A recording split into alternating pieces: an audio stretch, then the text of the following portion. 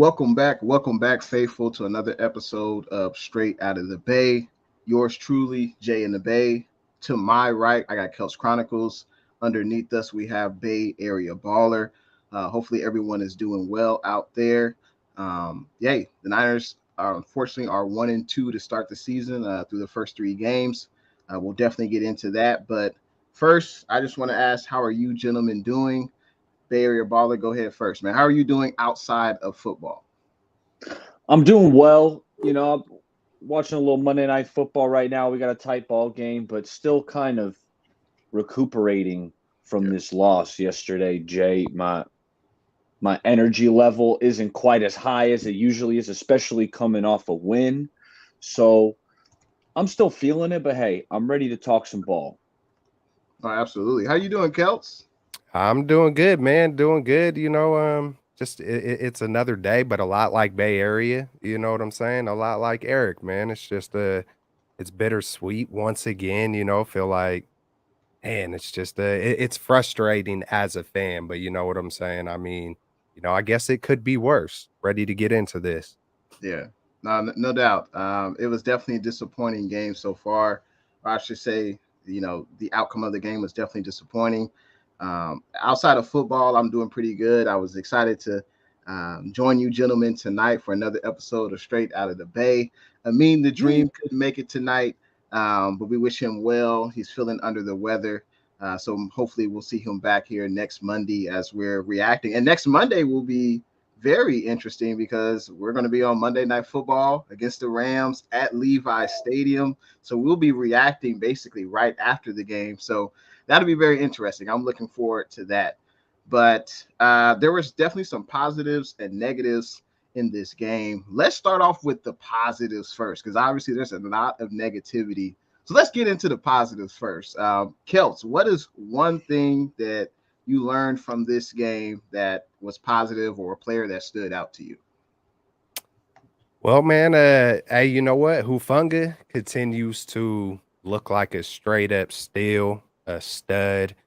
Um, just the dedication and the work that he's put in, and the studying, the from Troy, working with Troy Palomalo, and it's just and it's awesome to see. It's awesome to see a guy like him just being able to excel. And besides Hufunga, just this defense, man. This defense looks like the real deal. I mean, we've given up, I believe it's what, 28 points in the first three games. We coulda, woulda, shoulda, but we could easily be, 3-0 right now. You know what I'm saying? It's so there's there, to be honest, there's a lot to be positive about. And I almost started getting negative right away. Yeah, man, it's the defense, the defense, the defense, the defense. I mean, that whole group just seems positive. I don't think we had a lot of penalties. I don't. There's a particular guy I want to talk about, but I'm not gonna talk about because I know it's Bay Area Ballers guy, so I'm gonna just leave that alone.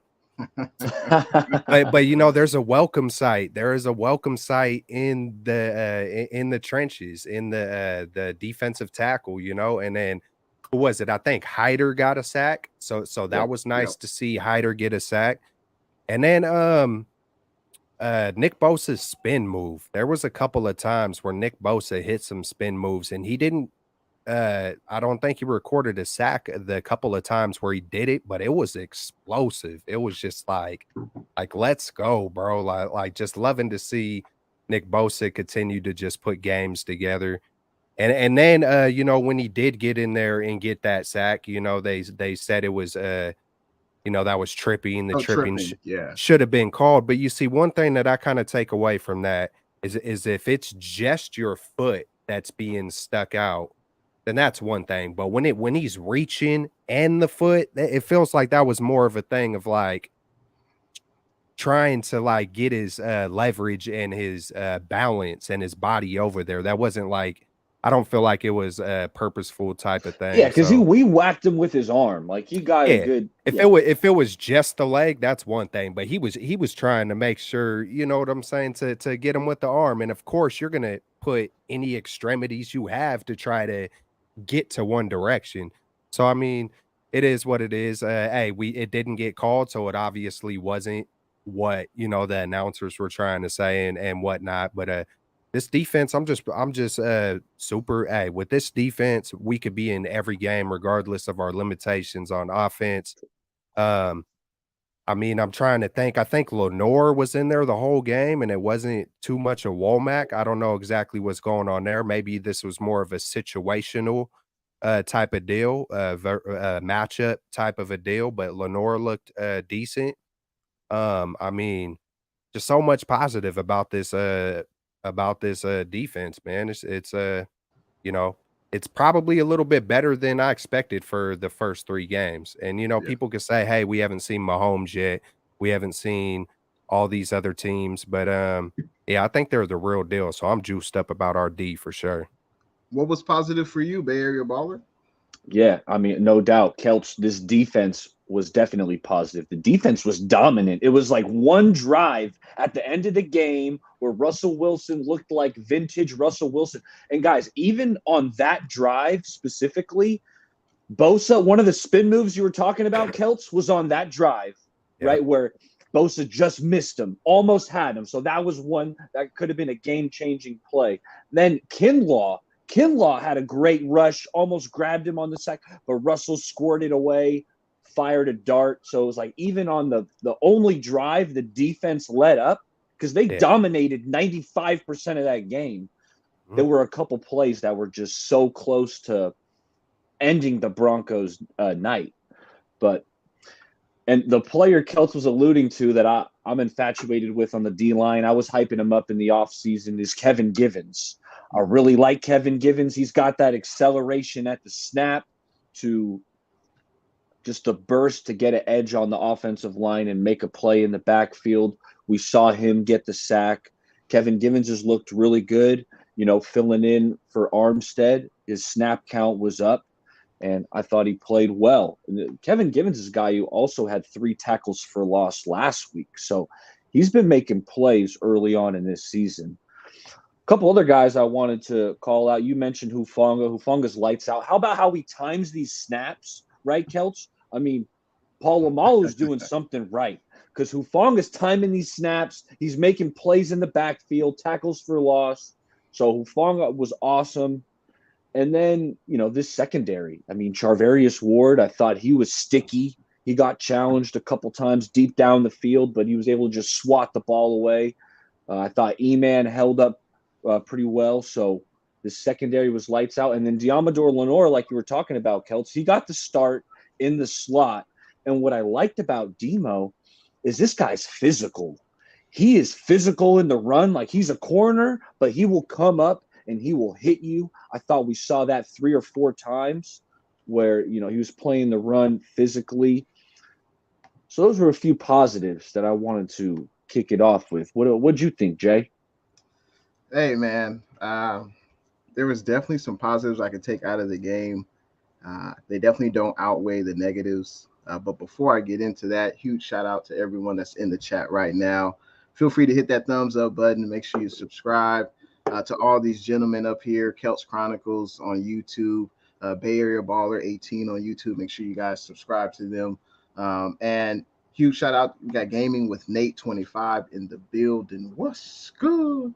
Appreciate you coming in to the stream tonight. We have Jesus as well. Amin the Dream. Appreciate you for stopping by, man. Hopefully you get better, man. Also, we have a super sticker from Blue True. Appreciate that super sticker. Hot diggity dog. Appreciate that, Blue True. Hopefully you enjoyed the show tonight.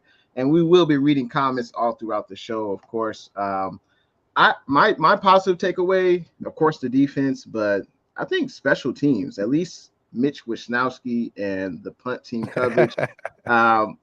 Special teams kind of get overlooked.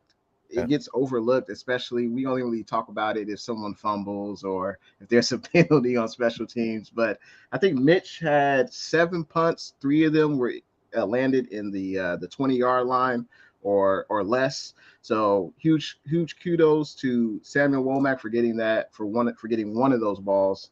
That was a great play. That was a great play. Heady play. Yeah. And then there was 2 other guys. Don't remember their name, but kudos to Mitch Wisnowski. I see why the 49ers continue to invest in you with that contract extension. And that not only helps the 49ers defense, but it puts the Broncos offense in, a terrible position. They have to go 80, 90 yards just to get a touchdown. So that's one thing I took from this game that was positive. Speaking of Samuel Womack, I was surprised. I didn't know that he wouldn't be the nickel corner when offenses go to a 3 wide receiver set. I saw Demo Lenore in there. I thought he was solid, but that was surprising to me. Was that surprising to you guys about Samuel Womack? It was a little bit. Diamador Lenore was a guy who I wanted to get reps at nickel during training camp, but he was predominantly on the outside from all reports. It was Sam Womack and it was Darqueze Dennard up until we cut him playing in the slot. And I was wondering, I was like, man, I really feel like Demo profiles as a good nickel corner just because of how physical he is as a corner. I know PFF ranked him coming out of the draft as the best tackling corner of his class. And that always kind of perked my ears up because I know the 49ers like that physical slot corner. So they hold up in the run game and you can blitz them. So I was a little bit surprised because he didn't get a ton of work there in training camp. And I know after we cut Dennard, he started to, but not overly shocked because I always thought he kind of profiled as a nickel. Yeah, man, that was here, hold on 1 second, my man. Hey, you gotta excuse me for just a couple of minutes and I'll be right back. My bad, y'all. No worries. Yeah, my bad. But it was good to see Demo out there. I was definitely surprised though that Womack wasn't the nickel corner, but I think he looked solid out there on defense. So I think if you have more than one player that could fit that role, and Jason Verrett hasn't returned yet, I think that allows this defense to be more creative, and it's always good when you can have a few different players play a few different positions. So I think it's always a good thing. Niner Faithful agrees. He says Huff is looking great. I wouldn't say he's Polamalu level yet, but Huff's training from him is definitely showing. Absolutely. I mean, what another 5th round pick, right? What a great 5th round pick. The Niners continue to do this. So definitely. And what I will say is, Jay, with Womack, I feel like Womack is the next man up at all corner positions. Let me know if you think otherwise, but I feel like, if now it seems like Lenore maybe has supplanted him at nickel, but I think he's the next up at nickel. And we know he's also been working outside as well. Yeah. I thought in the fourth quarter, Womack was playing outside corner. Yeah. I noticed that. So I feel like Womack is kind of the next man up at all spots. Absolutely. Same to you, Niner Faithful. He says, hope all is well, guys. Same to you. We have Lauren Keltz in the building. What's good? Lauren says, yay. Hashtag straight out of the bay. Yada that mean. Appreciate you for coming through tonight. Waruna in the building. What's good? Appreciate you coming into the stream tonight, Waruna. Hope all is well. We got to get into a little bit of the 49ers latest news that came out today. Let's get into it right now. Obviously, in yesterday's game, Trent Williams, Ross Dwelley, and Aziz, all three of those guys suffered injuries. Now, none of these guys are required surgery, so that's a positive, right? But unfortunately, Trent Williams got hurt. He has a high ankle sprain that he suffered in that Jimmy Garoppolo, safety. Aziz, he has a MCL sprain. He's going to be out for, I believe they said 6 to 8 weeks, and they said it's a similar injury to running back Elijah Mitchell. And Ross Dwelley, he's going to be day-to-day with a rib injury. So what are your thoughts, Barry or Baller, when you heard about these injuries? I had a feeling the Trent injury was bad because he's a tough son of a gun. So when he refused to get on the cart, but when he limped off slowly, it was a bad sign. Yeah. And a high ankle sprain. Hey, I guess we could look at it as, fortunately, if we are able to make a playoff run, feels like Trent will be there by that time. So maybe it's not the worst news, but it sucks, man. Trent Williams, this guy locks down the blind side. Now, I mean, immediately Jalen Moore comes in the game. gives up a sack, right? Then he gets replaced. After he gives up that sack, the next series, Shanahan goes, McKivitz, you get out there. Let's see what you got. Feels like we're going to see McKivitz out there next week. But I just disappointing that Trent went down because he's just such a great player. He helps out this team a ton. And Azeez Al-Shaair, man, I love Azeez. What I will say is Dre Greenlaw was flying around making plays, and he didn't get flagged. He didn't have any stupid flags that I had noticed. That kind of seems to be his Achilles heel, some of these flags. But Greenlaw was flying around, making plays. And, hey, Flanagan Fowles, it's time for him to step up. You know, I think our linebacking core is the best linebacking core in the NFL. And, you know, does it take a hit losing a player like Azeez Al-Shaair? Yes, it does. But I think Flanagan Fowles is more than adequate. I think he's a good linebacker, and he's ready to step up. Yeah. Also, we have Oren Burks as well, who I was surprised. I mean, we've used him on special teams, but I was surprised he wasn't the first linebacker up when Azeez got hurt. But also Ross Dwelley as well. You know, the tight end room is a little thin. You know, Kittle just came back. And, you know, Dwelley's now day-to-day. Charlie Warner's there. And then, of course, we know about Tyler Croft. So, and Keltz, we were just talking about the latest news about the injuries to these three players, Trent Williams, Azeez, and Ross Dwelley. Did you hear about the latest like diagnosis of these players and how long they'll be out? I think I heard. I'm still catching my breath. No worries. My bad, y'all. My dog got out, and he's a hunting dog, so that's not a good thing. Yeah, but hey, we got him. We got him in. But anyways, I think what is it? Was it another strained MCL for Azeez? Azeez. He's got the strained MCL. He's scheduled to be out 6 to 8 weeks. Trent Williams has a high ankle sprain. He's anywhere between 4 to 6 weeks. And then Ross Dwelley is day-to-day with the rib injury. So I think we'll be fine at linebacker. Me personally, you know, we've got Oren Burks, we've got Demetrius Flanagan Fowles. The tight end room is a little thin, but I think we'll be okay. But obviously, the big man at the left tackle position, the big silver back, that's going to be an issue. Yeah, especially going up against the Rams next week, man. Exactly. And you know, typically you look at it like, hey, you know, Donald's not going to be going squarely up against Trent Williams, you know what I'm saying? So, but without Trent Williams be there might need to be a little bit of help. So everything shifts. Everything's going to take take a step down with Trent Williams not being there. And then another step down is, you know, we all know who Jimmy is, and he's not the most mobile, and you know, it's going to be tough sledding to say the least, man. You know, without, it's like, man, it feels like the same stuff, different toilet. You know, with injuries, we're going through it once again. I mean, how many guys, you know, I seen a little list today get put up with, you know, Elijah Mitchell, Trey Lance, who else? Hurst. You know, quite a few guys have been out. I don't know if this is a conditioning thing. It feels like it's just the same thing. It gets brought up every year. Is this training? Is this conditioning? Right. But injuries happen to every team. I think we're insulated as 49er fans where we think, well, these injuries only happen to the 49ers. But if you can look on every team, there's multiple injuries. It just sucks because it happens every year. And as you mentioned, the same questions get asked. Well, if you don't train them hard in preseason, then they're not ready for the regular season, right?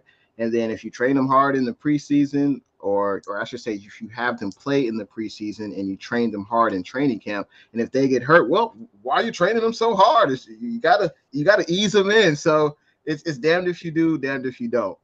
But it sucks. It happens to every team.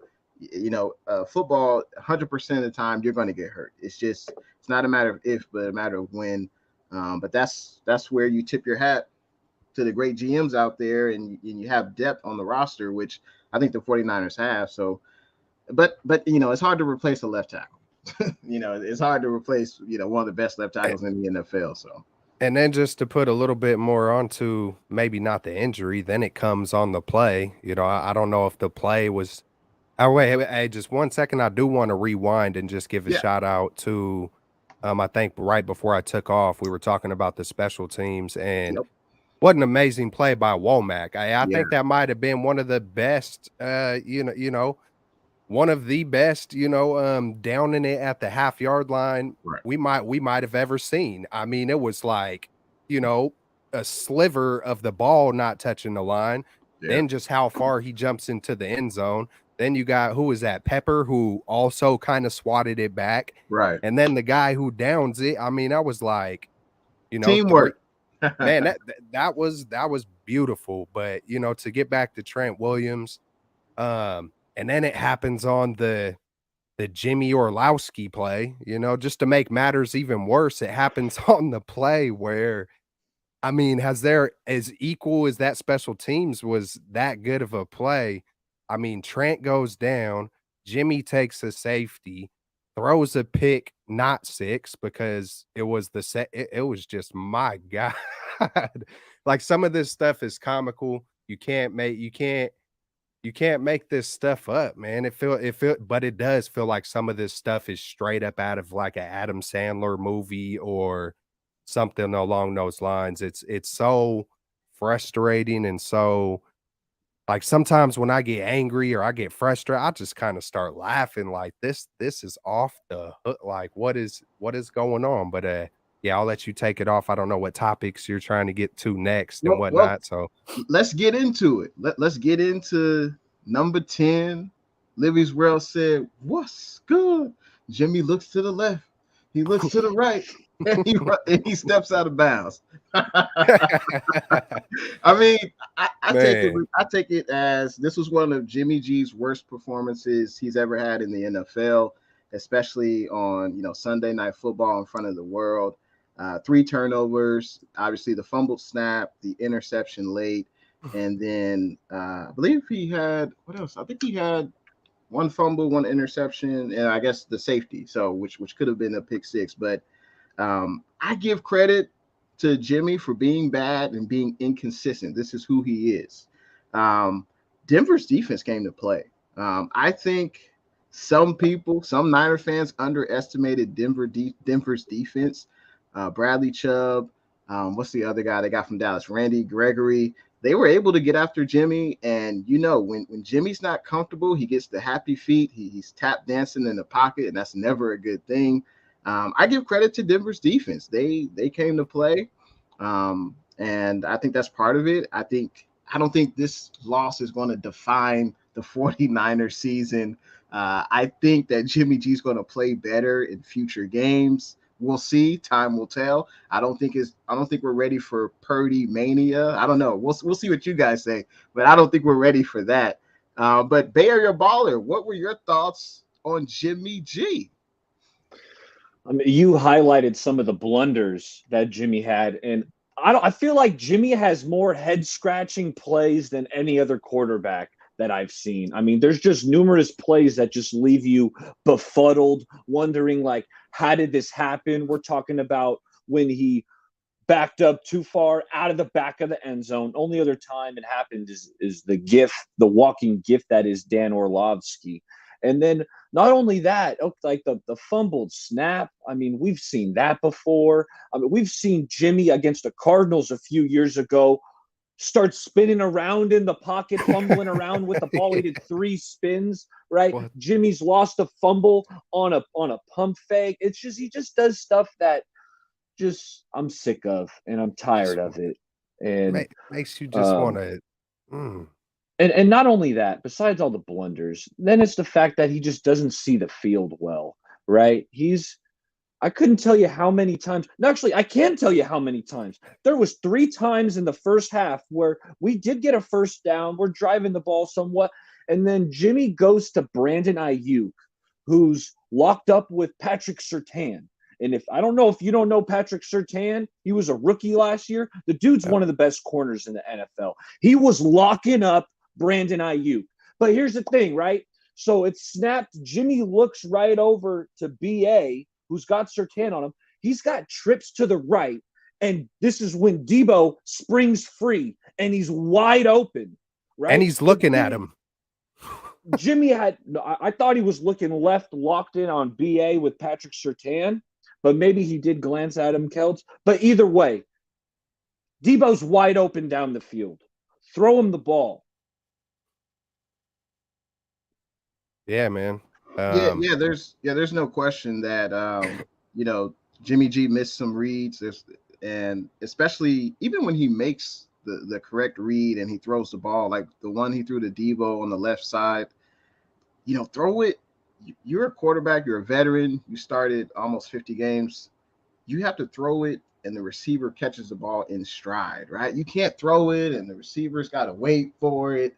And then, that doesn't really do anything. That's the difference between a touchdown and a 20-yard game. Yep. Right. These are mistakes that Jimmy should make.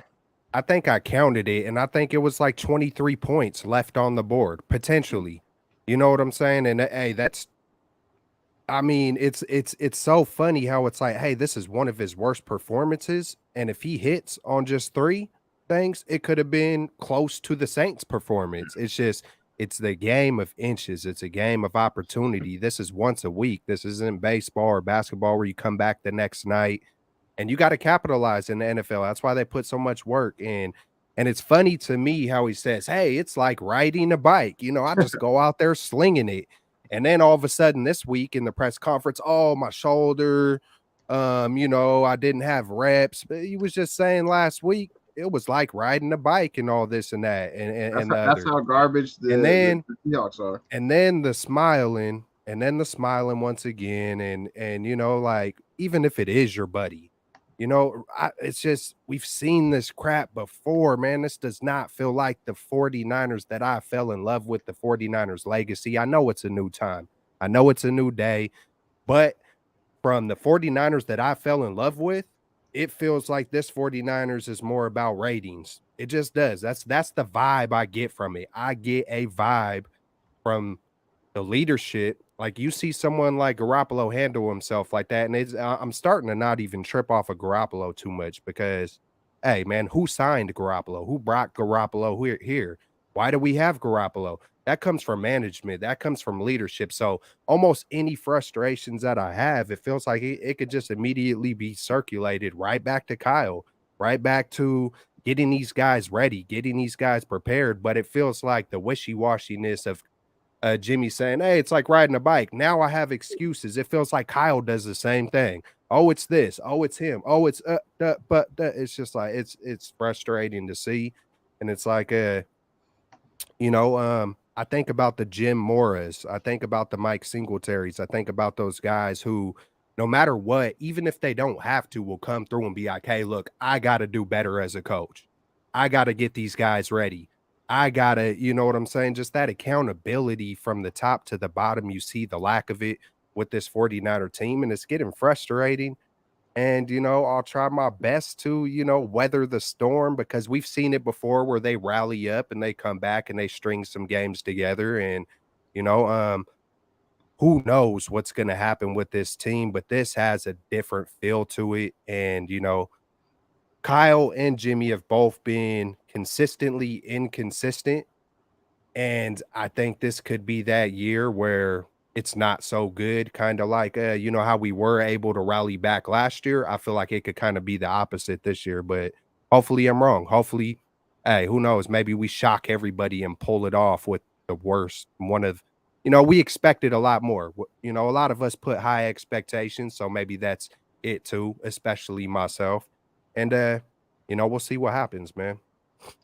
Hey, appreciate your thoughts there, Keltz. But I gotta say, what's good to David in the chat, Eric, JR Meadows, and also G12. Appreciate you guys for tuning in. Make sure you hit that thumbs up button. It was definitely it was kind of an embarrassing loss, and we talked about the defense being one of the major positives in this game, and what a like a wasted performance for this defense. We really should have been up 21-0, at the end of the first half. But, unfortunately, this offense just hasn't been able to be consistent. I thought Jeff Wilson Jr., he had that long run, and then after that, he pretty much averaged about 3 yards a carry. It seems like the Debo runs, no one's surprised by it this year. We saw every defensive coordinator saw it last year. Everyone's prepared for it, and I don't think it's no knock on Debo. I just think that teams are already gearing up for it. They know what to expect. And But Jay, what yeah, I would say is we lined up Debo in the backfield, ran him on a wheel route against the linebacker. yeah, He burned the linebacker. yeah. And then did we go back to it? I don't Nope. think we went back to like passing to Debo out of the backfield. That's a Right. huge mismatch. When you can Yeah, get Debo matched up on a linebacker, you're going to take that all day. yeah. So I don't know And why. Juice had his long catch where he ran the real route, and Yeah. Why Jimmy don't hit we him on see the that? sideline. Why don't we see that 5 times? Why don't Yeah, why what Go it's back like to it. He did the same thing. I know we don't want to rehash the Super Bowl, but Debo was running all them jet sweeps all over the Chiefs in the Super Bowl in the first half. And then the second half, it was nowhere to be found. it feels like we're continuously searching for identity in year 6. Like we're it's like we're I know every year writes its own story. I get all that. But it still feels like there's how is there this much disconnect in year 6 with basically the same freaking core? It's like it's almost mind-blowing when you're being labeled this offensive guru and genius and all these things, and Yet the defense is the one that seems to carry this team year in and year out. yeah, and who yeah, built that defense? That's John Lynch and Peters and a lot of the scouting, and it feels like there's been a lot of things kind of hidden, and it's more and more being exposed. Not with me, you know what I'm saying? But now everybody else is catching on because I've had my feelings. I could go back a few years, and a lot of the stuff I'm saying right now about Jimmy and Kyle, I could go back a few years, man. And so when I say the same stuff, different toilet, it's real for me. You know what I'm saying? But it's just like kind of mind blowing as far as how are you searching for identity? The identity last year became Debo, right? I mean, the defense is always there. The defense is always there, but the Debo became identity running the ball. So Shanahan comes into this year, hey, this is what we're gonna do. The league is kind of caught on to it. It's not working, and we're back in that mode of searching. And then people could say, hey, well, it was Trey, and then now it's Jimmy, and now it's this running back went down and yada yada. It's just I don't know. It just feels like a continuing cycle of dysfunction. Speaking of, we briefly mentioned Kyle Shanahan. I think he definitely has to own some of the blame, and he put Jimmy G in the position to be the successor or whatever to Trey Lance. So Shanahan definitely deserves some blame. But I don't know about you guys, but I was shocked when I didn't see Danny Gray on the field. Is this his red shirt season this year? He's just not going to play because Jimmy G is under center. That's very disappointing to me. Everyone, a lot of people, they talk about play calling and things like that, but at the end of the day, the guys got to execute the game plan. If they don't execute, or if the defense makes a play, you could call the perfect play, but if the defense sniffs it out, it is what it is. But to not put a player in position, and Shanahan is labeled as Keltz, and many 49er fans have labeled him as a offensive genius. Well, why can't you get Danny Gray the ball? I don't get it. Why is he? I don't even know if he dressed. I think he was dressed, but I didn't see him out there on the field. Did you guys see Danny Gray out there on the field last night? No, I didn't. And Danny Gray was a guy I loved Yeah. coming out of SMU. When we drafted him, I was super pumped. But Jay and Keltz, I envisioned Trey Lance throwing Danny Gray bombs 50, 60 yards down the field. That's not happening with Jimmy Garoppolo. I almost feel like Danny Gray was handpicked for Trey Lance to be that deep threat to take the top off the defense. And Jimmy G, that's not where he throws the rock, right? We know where he throws the rock. Every defensive coordinator in the NFL knows where Jimmy wants to throw the rock. It's right over the middle of the field. And I think that's the main reason why I have to temper my expectations for Danny Gray, because before I was thinking, he's going to have I wasn't thinking he was going to have a ton of catches, but I thought he was going to have, 20, 30 catches that are going to come in deep down the field where he's averaging 17 or 18 yards per catch. And now I got to temper my expectations because I don't even know how much he's going to be on the field with Jimmy Garoppolo. Yeah, I seen a tweet. I can't remember when it was, but I just briefly remember seeing the tweet from Danny Gray saying something along the lines like fearful of becoming average.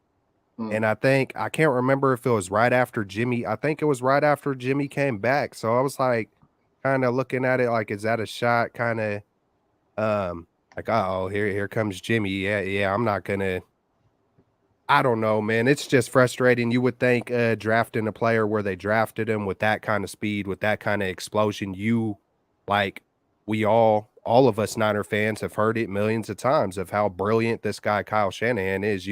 It would feel like that is definitely a weapon you can utilize. He's the fastest dude on our, and not just the fastest dude. This dude isn't just the fastest dude like a Dante Pettis type of dude. He seems like a dog. He seems like, you know what I'm saying? It seems like he would just really excel and do well, and he's not being used.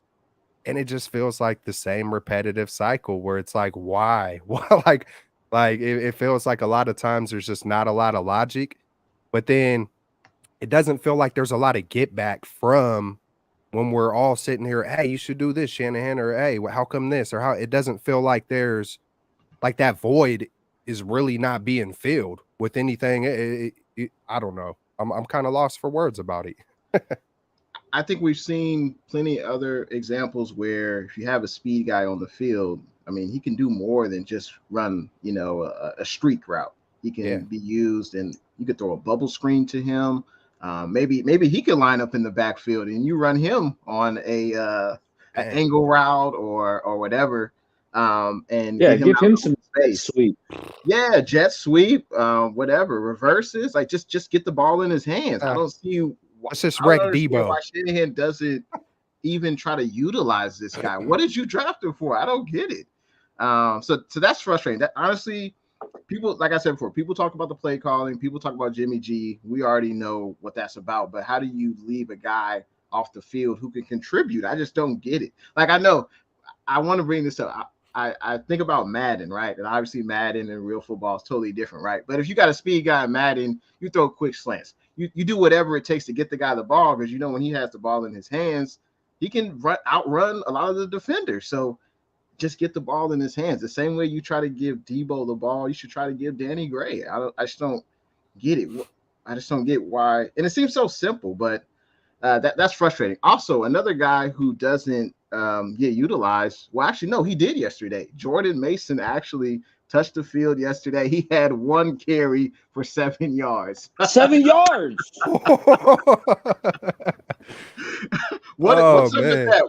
What's you guys' take on Jordan Mason? He finally gets in the game. He's been used in special teams the first 3 weeks, but now he's actually was used in some offensive sets. So what do you guys thoughts? Jordan Mason, one carry. What's up with that? Do it more. Do it more. Yeah. Do it more. Do it more. Hey, you got a wheel route that worked?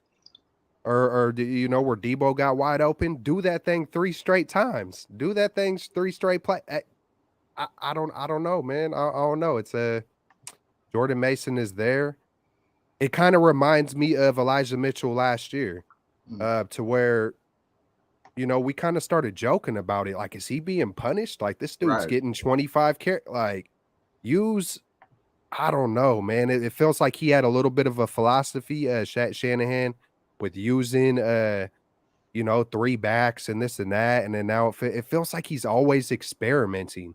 It's like, it's not just like, hey, I know what's going to work. I'm going to take advantage. It just feels like he's like experimenting with, I don't know, man. I don't know if it's the click thing. I don't know if there's politics involved. I don't know. I truly, Shanahan, he's proven that he won't really play a rookie unless he absolutely has to. Like last year when he played Elijah Mitchell, obviously the starter last year would have been Raheem Mostert. He got hurt, so Mitchell came in and he balled out in his 11 games. But yeah, I don't understand why. Jeff Wilson Jr., I thought he was solid yesterday. Obviously, Debo's going to get some carries, but yeah, I don't understand. Get Jordan Mason more carries. It feels like, it feels like Wilson's going to eventually come with some kind of injury. Debo's eventually going to go down for a few weeks. It just feels like it's kind of but then you have a Gray where you can, or a Ray. where that could take, or you have a Jordan Mason, or you have, a Mac. I don't know if Mac was suited up or whatnot. I guess Coleman couldn't come in because of the altitude. He has some health issues or whatnot, if I heard it correctly. But I it think just Coleman, he's still on the practice squad, I believe. okay, but it just feels like there's always, I don't know. I'm lost for words when it comes to Shanahan, bro. I wish hopefully he God, it's the same thing. It's the same thing, man, with this man. It's like, I always kind of pray and hope that he just get it together and, maybe at the end of all this, we'll be saying, oh, okay, that's what he was doing the whole time. But, we haven't seen it in 6 years yet.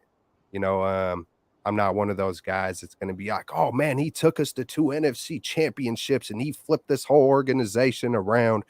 It wasn't just him that's built this roster. Yes, the roster is stacked. And there's a lot of talent on this team, and it would be a shame to see a defense this good and defenses we've had and people like this just for it to just kind of be for nothing over, pride or arrogance or who knows what the true issues are, but there does feel like there's some dysfunction. And it would just be sad if this story is written and ended that was the demise to it, that it came down to pride or dysfunction or a lack of logic, and it's kind of sad, man, so far. I like what Niner Sickness said here. He says, I got a feeling this offense doesn't step up, they're going to hurt this defense. This defense is primed to be special this year. I completely agree with that. And this will probably be DeMeco Ryans' last year as our defensive coordinator. I saw something on Twitter that was saying, oh, we should keep DeMeco Ryans and fire Kyle Shanahan. What are you guys' thoughts on that? Go ahead first, Bay Area Baller. What do you think? I mean, I don't think it's ludicrous because if you decide Kyle Shanahan's not the guy, then I would not want to lose DeMeco Ryan because it feels like this defense is really humming. DeMeco kind of picked up where Robert Saleh left off. So this defense has just been building and tweaking. He tweaked a few things. This is not the same Robert Saleh primarily, 65% cover three. No, DeMeco's mixing it up more. He's blitzing more. I like how he brings those linebackers down by the line of scrimmage to mug up the A gap so you don't really know who's blitzing. But I am a Shanahan guy. I want to give him. I mean, he's going to get the rest of this year. Shanahan's not getting fired midseason, and I want to see what he can do with Trey Lance when he's not just calling designed runs up the gut. Like, I do think there is a creative offense that I was so excited to see this year that I was dreaming about all offseason with Kyle Shanahan and Trey Lance. And I feel like that just got ripped from me. So I haven't given up on that. I want to see that. Hopefully Shanahan and DeMeco do stick around for this year and next year because I want to see the potential. But you guys are right. I mean, DeMeco, he was already getting calls to be a head coach last year. It's more likely than not that DeMeco is going to be gone this offseason. I think Kyle has proved over and over and over again that he can't get out of his own way. He's going to do it his way. And sometimes it feels like it's spiteful. Like okay, what? You say I shouldn't run him? It just feels like that's what he does. It feels like he's that kind of a dude. I was the main person that got super dramatic about it. Like, man, hey, just like we seen McDaniels leave, who knows what's going to happen with the Dolphins and this, that, and the other. But do we want to see this again? Do we want to see another great coach go somewhere else and have some success and do all? Like, how do I really say this? Is I think I've seen enough of Shanahan. I will be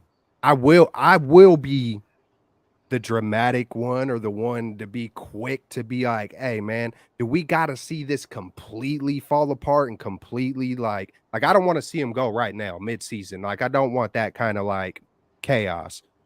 But if I'm the owner, if I'm the guy at the head of the thing, I'm definitely looking at options. I'm definitely looking at guys like D'Amico and thinking about who I could pair up with Trey Lance that um is just good for Trey Lance. That's just good for him. Whatever good is, I feel like there is a right guy for the 49ers job, and I don't feel like that guy is Kyle Shanahan. I don't know who that guy is, whether it's D'Amico or somebody else. I'm not going to just start shooting out all kind of names, but I feel like there is somebody who could get the absolute best out of Trey Lance, instill confidence into him, utilize him the right way, protect him the right way, um, and not be more about him and his way and what he's gonna do, and this is it, and I'm smart and you guys are dumb, and that's it. It feels like it's just over and over and over, rinse, repeat, recycle, the same gurgitation. And me personally, like, this has been building for a few years, and I've personally seen enough. Um, if he gets us that ring and he goes all out this year and things flip the script, and yeah, I'm still rooting for him and all that good stuff. But man, I would love to see somebody come through. And yeah, it's every other year. He wins one year, loses one year. If you really break down every single offense that Kyle Shanahan has ran through his whole entire career, I think it's 14 years. I think there were only 3 years where he had really good offenses, and I mean, that's 1 in 5, basically. 1 in 5 years, he's gonna have a really good offense. If you really break it down, the time he's been a San Francisco 49er, he's hovering around the 20th best offense. I've seen enough. I'm not gonna sit here and let it, like, kinda I'm not gonna forget how Trey was ran like that, and I know people hey, we're all different. We all have our opinions. It can happen. It's football, yada, yada, but me personally, I done seen enough of the unaccountable smug crap, bro. I know what you mean, uh Keltz. I know the argument, the Shanistan argument is that, well, look at the quarterbacks Tom Shanahan's had Sula. to use, right? We're talking C.J. Beathard, Nick Mullins playing sizable chunks of seasons. Jimmy Garoppolo has Brian been Hoyer. kind of, the Brian Hoyer. Didn't he So that's what draft the CJ Shanahan. Beathard? You're right, and you could argue that too. So that he did pick the guy, but that's the argument. It's like, what can Shanahan do with an elite quarterback? We saw him with Matt Ryan, MVP season, but Matt Ryan's now walking through that door. So you got to work with what you got, but that's just I just wanted to mention that's the Shanistan argument of it is that get Shanahan a legitimate QB and his offense will be humming. One of the biggest things that I've heard is, do you want to go back to Tom Sula? Do you want to? It's like, come on, man. Just like everybody instantly equals the unknown or change into fear. It's like it's immediately got to be the worst if there's a change or if there's an unknown. Hey, look, the offensive line was looked at like, hey, those 3 guys in the middle, Brendel, Banks and Burford, they might be, a pretty solid positive so far to the year. And everybody was freaking out about the middle of that offensive line.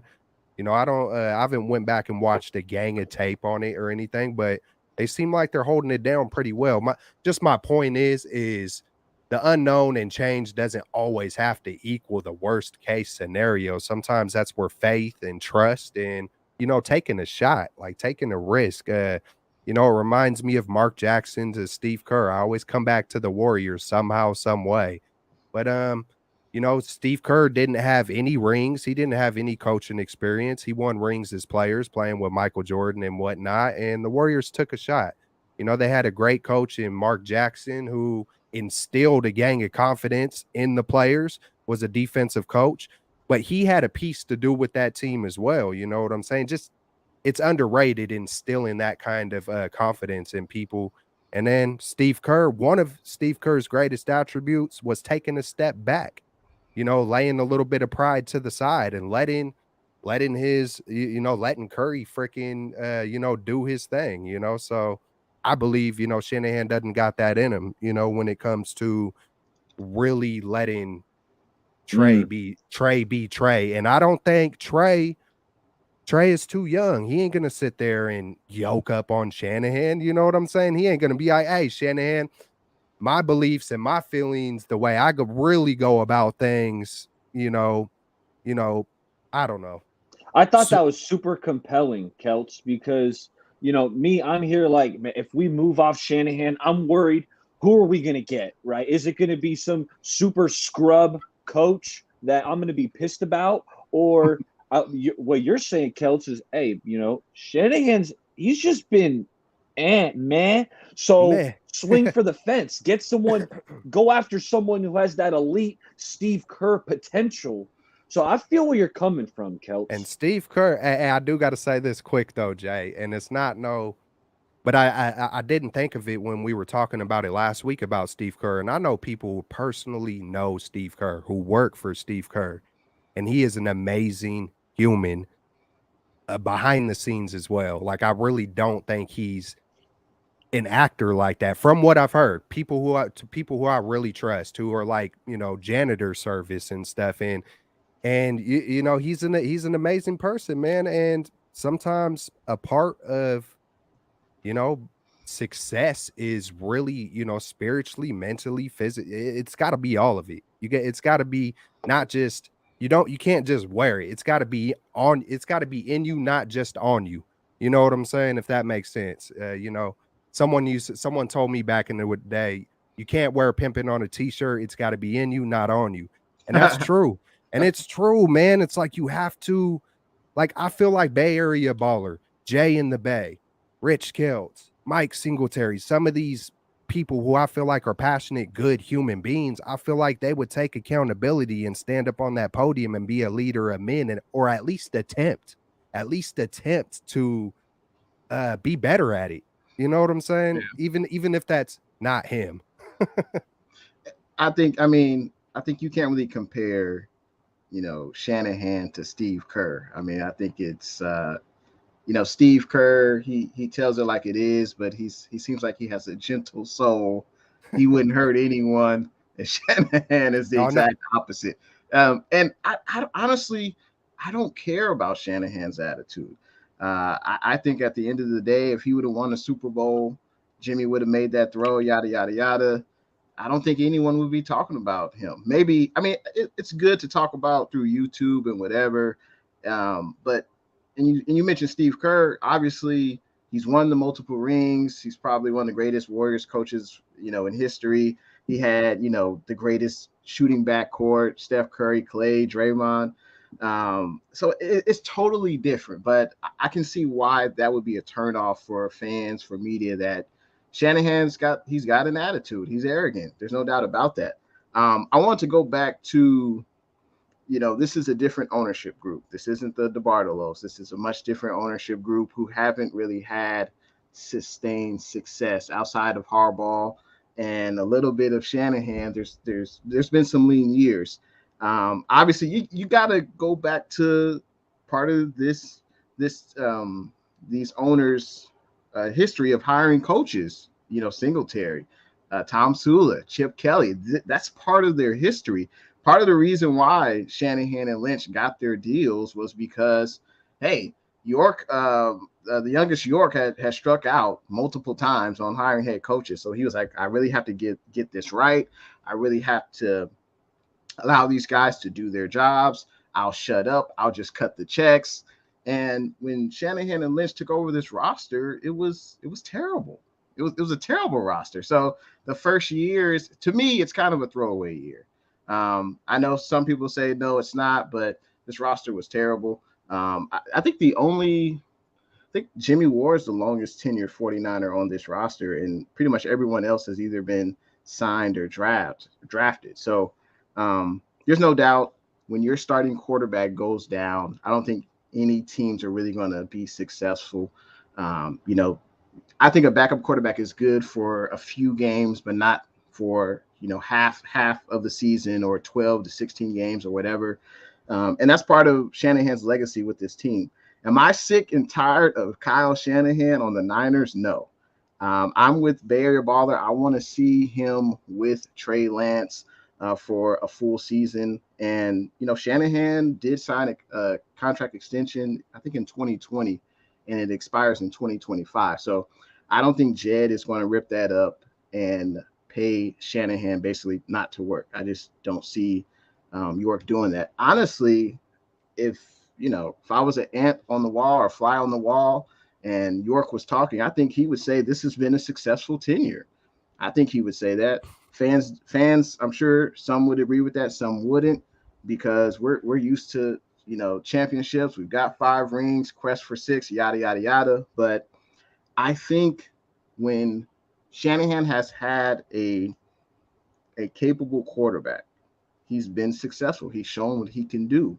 I think he does show leadership. When we started, 3-4, 3-5 last year, the team still fought hard for him. The team, fought through adversity and still made it to the playoffs. So I think things were bleak. It was looking bleak last year, almost similarly to how I'm feeling about this year. But now, looking back at what Kyle was able to do last year, it kind of gives me some hope. Hey, if we can come out and win next week on Monday against the Rams, then we won 6 of the last 7. 6 out of the last 7. I did say last year I was ripping Shanahan, not this bad, but last year I was beginning to get there. Last year I was beginning to get there, but I did switch my tune up when I was like, okay, because I kept yelling the leader of men stuff, and this is, it wasn't even on YouTube too much. I kind of went ghost for a few months last year, but I was, on certain other platforms and stuff. Hey, man, is this dude really a leader of men? And toward the end of the year, I was like, all right, man, you know what?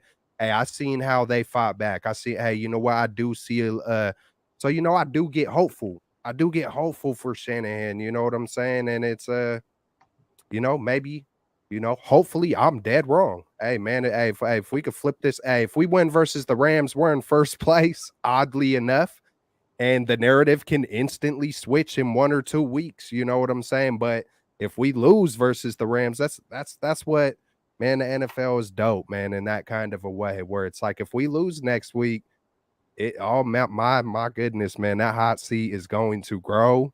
And then, we got 2 potentially easy weeks coming after that versus what is it, the Falcons, Atlanta and Carolina. But then you look at Denver and Chicago, and it feels like nothing's a guarantee right now. You know what I'm saying? It's like, okay, that's a win. Hey, and I want to just add, Keltz, I respect your perspective, and you're not wrong in how you feel. There's only 17 regular season games. This isn't basketball. You got 82. This isn't baseball. You got 162. So literally every game feels like life or death, Yep. And I don't blame anyone that feels that way. I'm choosing to be optimistic. We've seen dark days with this team and with this head coach, and he's been able to turn things around. Obviously, injuries are piling up, but you just only can hope. Shanahan's not going anywhere. For those, he's just not going anywhere. He's not going to get fired. People may want it. People were saying, "Oh, go get Sean Payton." I just don't think that's going to happen. Shanahan, he's going to live. He's going to, unless he goes, 2-15, and then next year it's the same thing. Then maybe he gets fired. But other than that, I think the 2 years, the NFC Championship, the Super Bowl. I know that's. Seems like many, many years ago, whatever. But can I touch on the Sean Payton stuff? Can I touch on the Sean? Because I'm sick of it. I'm sick of it. I'm not a Sean Payton guy. Yeah. I think he's overrated, right? He had a top 10 quarterback all time in Drew Brees. They got 1 Super Bowl, all right? Not only that, Sean Payton, his defensive coordinator, Greg Williams, is paying bounties to knock what was I want to quote it. What did he say about kill Frank Gore's head? Kill the head and the body will die. This is on Sean Payton's watch. He didn't say that, but his defensive coordinator did right under his nose, telling him to take out Vernon Davis's knee or that Crabtree's knee. I remember all that stuff. And not only that, right? When the going got tough for Sean Payton in New Orleans, Drew Brees retires. First of all, he tried a year with his pet project, Taysom Hill. Didn't work. And then what happened? He quit. He quit on the team. And you can't convince me otherwise. He's still under contract with the Saints. So now you want to go and go pay a draft pick to go and get Sean Payton when he just quit on his team? No thanks. And shout out to my boy Grant, because Grant's my boy, but he's been hyping up the Sean Payton talk, and I had to let him know, hey, dog, chill off that. Sean Payton is not the move. So I've valid points. So I've heard I've barely heard about this. But I just want to say thank you, Bay Area Baller, man. Thank you, Eric, because I didn't know the details in some of this stuff. You know what I'm saying? So yeah, he got suspended for a year.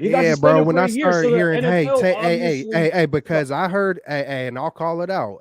You know, if I'm gonna, I don't like to do subliminals at all. So, but I did hear Larry Krueger on the Grant Cohn show, basically kind of saying, hey, this is a violent sport. This is football.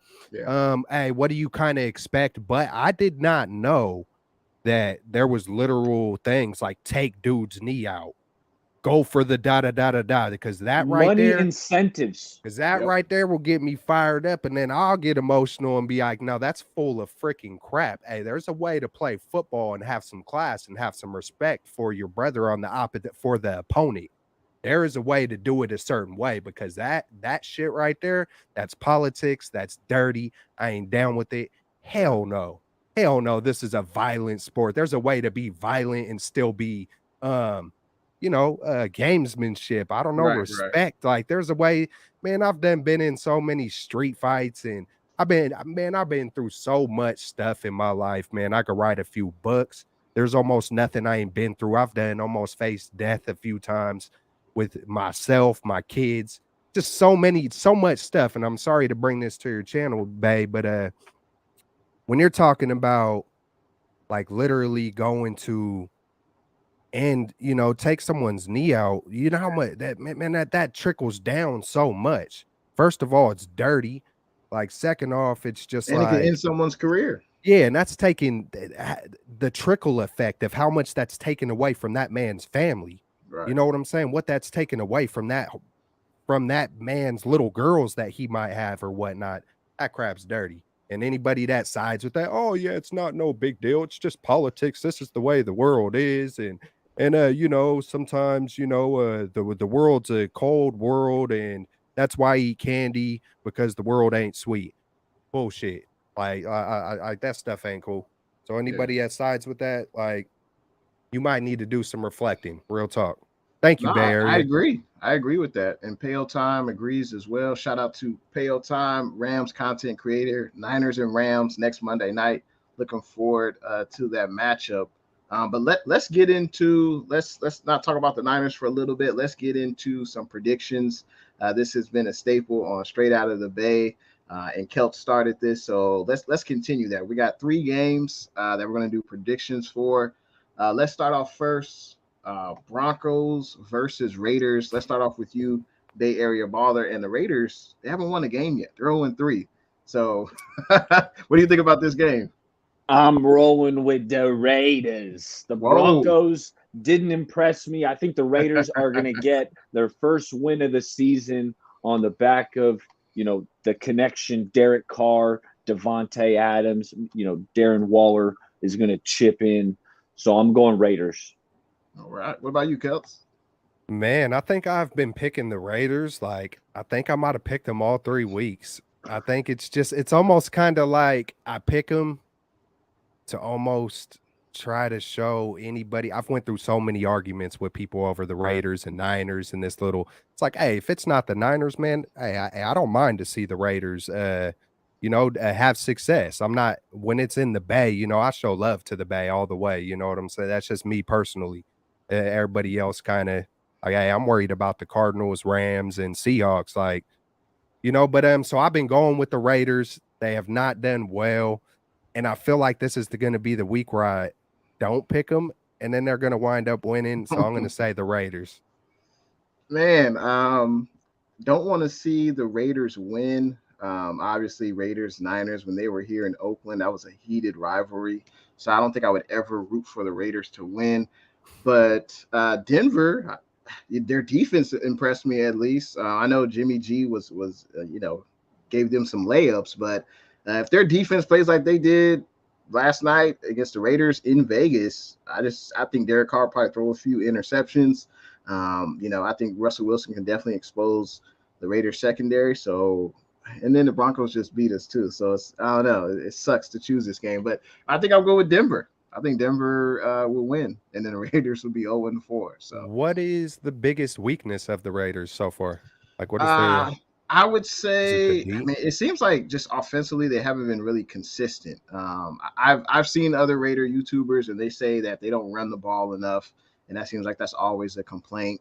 They were up big though in one of their games. I think it was the second game against the against Cardinals. Arizona. Yeah, they were up by like it was 20-0, and they blew the lead, and Arizona ended up winning. So, And what's up with the Carr and Adams connection? It's just slow. I mean, they've been doing some dirt. They did Yeah. some. I think they did some good things. In the second game, I think he was only targeted a few times, but in the last game, I think that was against Tennessee, he had his like regular like 6 to 10 targets somewhere between there. So they definitely have a formidable offense, but they just haven't been able to put it all together. They haven't been able to consistently do it for 4 quarters, and sometimes we see that from the 49ers. But let's go into the next prediction. I think this is going to be on Thursday night primetime football game, and it's going to be the Dolphins versus the Bengals. Should be an intriguing game. We do play the Dolphins this year. So, Keltz, what are your thoughts, man? Tua versus Joe Burrow. Man, it's hard to pick against the Dolphins right now. I mean, man, like, shoot, it feels like they're winning. It feels like that's like the great teams. Like, and I'm not going to label the Dolphins a great team, but I will say the great teams from the past, it feels like they find a way to win, whether it's defense, whether it's, I mean, we see what 2 weeks ago, Tua's over there airing it out, has statistically, his best game ever in his life, I think. And then 400 and something yards. What was it? 4 touchdowns? Was it 4 touchdowns? 460? I can't remember, but I know it was like, okay, like, dang. And then they win versus the Bills, in a kind of slugfest type of a game and defense. And, it just feels like they're finding ways to win no matter how it is. Mike McDaniel seems like he is that kind of a guy that will instill confidence, and it just feels like they got a whole vibe over there. I mean, River freaking Cratecraft, that's the jersey that I'm sitting on right now. It's my son's cousin. You know what I'm saying? We was rooting for him over here with the Niners. He never got a touchdown pass, and magically he goes over to the Dolphins, and now he's got 2 touchdown catches. Oh, wow. Okay. I think so, right? I'm pretty sure. I think he has 2 Nice. touchdown catches and never got one over here. And people were kind of chirping about, maybe that was the genius that went to, Dolphins, and it wasn't Shanahan and da. But I'm going to say the Dolphins, man. Sorry for, talking so long about all that. It's But all good. All good, Keltz. What say you, Bay Area? Man, this one's tough. Bengals are at home. And, I mean, Tua, I don't know how Tua finished that game. You guys saw the hit he shouldn't have. He shouldn't have finished that game. No way. He's wobbling. He fell again. Like, I don't know how he was able to stay in that game. Yeah, it was kind of scary when you kind of crumble like that. They said it was a back and not the head, but that's always a little. Yeah, his head hit the turf hard. Yeah. So I think they're investigating it too. Yeah. I'm a roll with the Bengals. Bengals are 1-2. They're at home. I think they're going to come out hungry, play with that needed fire, and I think Broncos are going to pull it out on the back of Joe Burrow. For the Bengals. Oh, what did I say? Broncos? Yeah. Excuse me, Bengals. Whew. Dolphins, Bengals. This should be a high-scoring game. This is probably one of the better Thursday night games, and it's in Cincinnati. The Dolphins have been looking pretty well. I think are they 2-1 or are they undefeated? 3-0. 3-0. They are undefeated. And the Bengals, they just won their first game, right? So they're 1-2. They're going to try to get on a nice 2-game winning streak versus the hot Miami Dolphins with Tyreek Hill. Man, it's going to be a close game. I'm going to say Miami gets their first loss in Cincinnati against Joe Burrow and all the weapons they have. Jamar Chase. They got Joe Mixon, who's a Bay Area kid. So, yeah, I'm taking Cincinnati. I'm taking Cincinnati in this game. Hey, what do you guys think about the Bills? What was the offensive coordinator? Did y'all catch that? Oh yeah, Did Ken y'all? Dorsey. He was hotter than Ken fish Dorsey. grease. Oh yeah, Yeah, that I don't know. I'm a different. I'm a different. Yeah. I'm a different breed, man. That had me cracking up when I yeah. seen him. You know what I'm saying? When I mean, he went all the way I in. kind of liked it. I Because liked it. honestly, I'm Yeah, kind of the same way. I probably would have done something similar. that Unfortunately, shows that I'm a heart, that hothead in certain passion. situations. Yeah, I don't trip off of anger in a passionate way. It's the arrogance that gets me. Yeah, you gotta let it out. You can't hold that in. And he was voicing his frustration. So yeah, he didn't hurt anyone else, so I didn't see no issue with it. Hey, the other guys were sitting there. They weren't even tripping at all. Yeah, They didn't even blink. they, They was they like, were "Oh like, oh, yeah, he does this every week. oh yeah, that's Ken. Yeah, that's Ken on Tuesday Which right there." Exactly. well, someone went and covered the camera that was in there. Said, "Oh yeah, Yep. let's cover this one up." So hey, they got each other's back up Oh, there in that I booth. thought when he slammed it, then He he broke like something. I thought he threw something at it. Like, oh yeah, F you I too, was camera. thinking somebody was like, "Hey, you know what? There's a camera here. Let me just cover that." Yeah, Yeah. absolutely.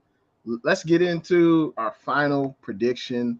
It is the Kansas City Chiefs versus the Tampa Bay Buccaneers. We play both of these teams in the season. And I'll start off with this. You got Pat Mahomes versus TB12. They're really hyping this game up. I think is this a Sunday night game, or this might be a primetime game at 1 o'clock. Let me look it up real quick. Chiefs versus Bucks. I think this might be 2022. So it's going to be Sunday night, Sunday night. 5:20. Yeah, Yep, Sunday night. 5:20 Sunday night. It's going to be in Tampa Bay. This should be a pretty good game. Obviously, two great quarterbacks going at it. But Tampa Bay, they're banged up. Offensive line, wide receivers. They just signed what's his face from Buffalo, the wide receiver, Cole Beasley. Cole Beasley, Oh exactly. yeah. Just signed him. Mike Evans. Well, Mike Evans will be back. He was just suspended one game. I don't know the status of Julio Jones. I know he was hurt. Chris Godwin was hurt as well. But the Chiefs, they just lost to the Indianapolis Colts. I mean, that's pretty embarrassing for a team like the Chiefs. But I think the Chiefs will bounce back, and I'm taking Pat Mahomes and their offense to outduel the Tampa Bay Buccaneers. What say you, Bay Area baller? If the Bucks weapons, well, they're getting Mike Evans back. I don't, Julio. There's a lot of question marks Yeah. in that receiving room, even the offensive line. I know the left tackle missed last week, so the running back Leonard Fournette's got a hamstring. I got him on my fantasy team, so I was watching that game pretty closely with eyes on Leonard Fournette. He didn't look good, so that was concerning to see. So with all those concerns about the Bucks, I think it's easy to roll with Pat Mahomes and the Chiefs. Yep, I think we're all on the same board with this because man, wow. my first thoughts was just I think that father time is finally starting to hit Brady a little bit. And I think the City Chiefs, I'm trying to remember versus the Colts, like because I know there were like three main points on like why they lost that game, but it felt like they kind of just shot themselves in the foot.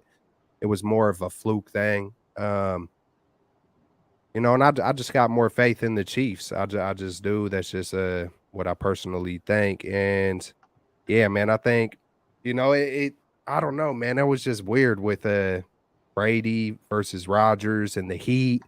And I think one thing that kind of goes unnoticed, who knows how hot it's going to be on that night, but if it's muggy and there's heat, maybe expect it to be another low scoring game with all the fumbles. I think that kind of goes unnoticed when it's hot and it's muggy that ball gets slippery, man, and we've seen it. I think there were a lot of fumbles versus the Packers and the Tampa Bay Buccaneers. And so I think it's going to be whoever makes the least amount of mistakes. And, I'm going to take the Chiefs. All right, man. So that's one game where we all agreed on, and it'll be interesting. I'll definitely be watching at least probably the Thursday night and the Sunday night game for sure. But I appreciate everyone in the chat for contributing to the show tonight. Huge shout out to everyone. Make sure you subscribe to these gentlemen, Keltz Chronicles, Bay Area Baller 18. The Dream will definitely see you next Monday. But any closing remarks? This could be for what do you expect to see this week versus the LA Rams. It could be a season outlook, but feel free. Any closing remarks, Keltz or Bay Area Baller, that you want to give to the audience before we head on out? Man, Hey, you know I I bet. was just playing Shanahan. You know I love you, man. Nah, I'm just kidding. Nah, but real talk, you know what? Hey, it is one game. You know, just like Bay always, just like Jay always says, that's why it's called fanatics. We get riled up, we get hyped up. We put a lot of we put a lot of emotion and passion into this thing of football and the 49ers that we love. And don't be surprised if hey, we flip the script and start playing some good ball. And hopefully we don't see this become the beginning of the end. Everybody stay up, stay blessed, stay safe, and yeah, man, good stuff for coming through. Yee.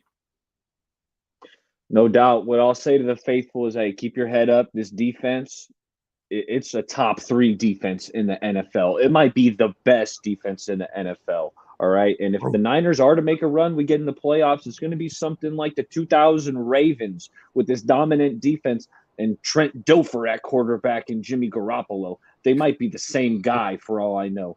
But hey, fellas, thanks for having me, Jay. The show was great. Tomorrow night, 49ers fired up, 7:30 on my channel, Bay Area Baller 18.